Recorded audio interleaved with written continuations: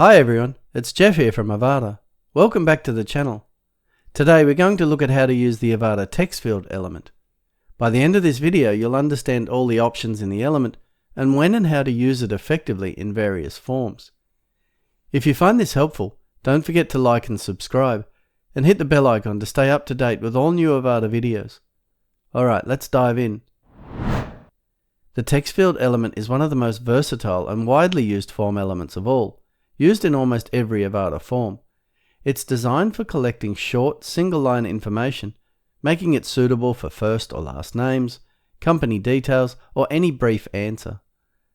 I've imported a simple contact form from Avada Studio here, and as we can see there is a text field element in the form. When I edit it, the first option we see is the field label. The field label is text displayed above the field, telling users what information to enter like first name or last name, etc. Clear, concise labels help users quickly understand what's required. In this case, there is no field label, with the identifier for the element being added as a placeholder. Next is the field name, which is an internal identifier used by the system. This is what you'll see in submissions, email notifications, and other integrations. A descriptive field name helps you organize and use the collected data efficiently.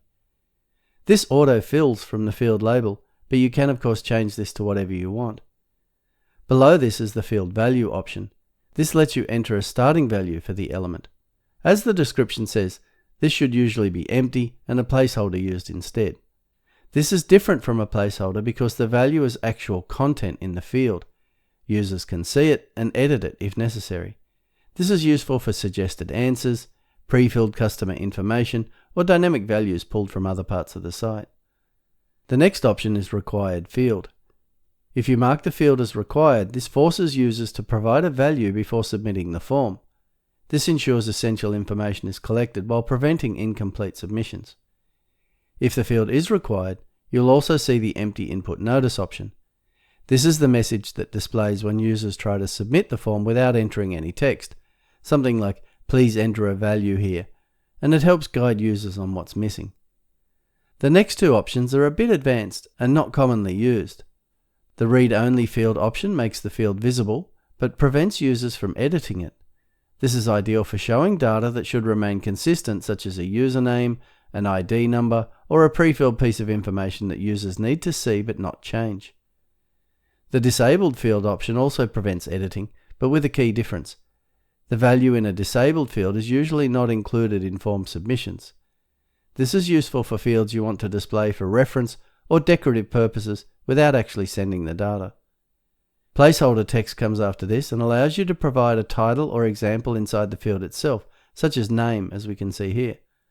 Unlike the field label, the placeholder disappears as soon as the user starts typing, serving as field guidance without taking up extra space. You can also add tooltip text, a small context menu displayed when a user hovers over the added question mark. This is useful for additional help or clarification. The input field icon option lets you assign a small icon to the input to visually emphasize the kind of data expected. Now let's move on to a few more advanced options. Autocomplete tokens is the first of these, and with this you can tell the browser what type of information this field represents, so it can intelligently suggest previously entered values. Avada includes a list of standard tokens like name, email, etc., or you can choose custom and define your own. The default is off. If you select custom, you will also get autocomplete custom tokens, which is where you type in the exact tokens you want the browser to use. Next is the allowed input pattern option. This lets you define a validation pattern using regular expressions, so you can restrict exactly what form the input must take. The options here are custom, letters, alphanumeric, numbers only, credit card number, phone number, or URL. For example, you could force only letters, or only a specific format like a postal code, or code style keys. If you choose custom, you also get a custom pattern option. See the link in the description for more information. If you select an input pattern, the invalid input notice option lets you show a custom error message like "please only use letters and numbers" if the user enters something that doesn't match your pattern. Following this comes the minimum required characters and maximum allowed characters options, which let you enforce length limits. For example, requiring at least 5 characters but no more than 30. If left at 0, there's no minimum or maximum. After that, there's the tab index, which controls the field's order in keyboard navigation, useful for accessibility and prompting users to tab through fields in a logical sequence. Under this are the CSS class and CSS ID options for further customization with CSS if you need a unique look or behavior. Finally, on the Conditionals tab, you can set conditional logic, which would let you show or hide this text field based on the values of other fields, a powerful way to build dynamic responsive forms without extra code. In practice, the text field is incredibly flexible, with placeholders, field values, read-only and disabled options, required settings and input types.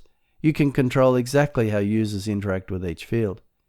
This makes it suitable for a wide range of forms, from simple contact forms to complex data collection setups. And that's it for this video. If you found it helpful, make sure you subscribe to the channel for more Avada tutorials and deep dives.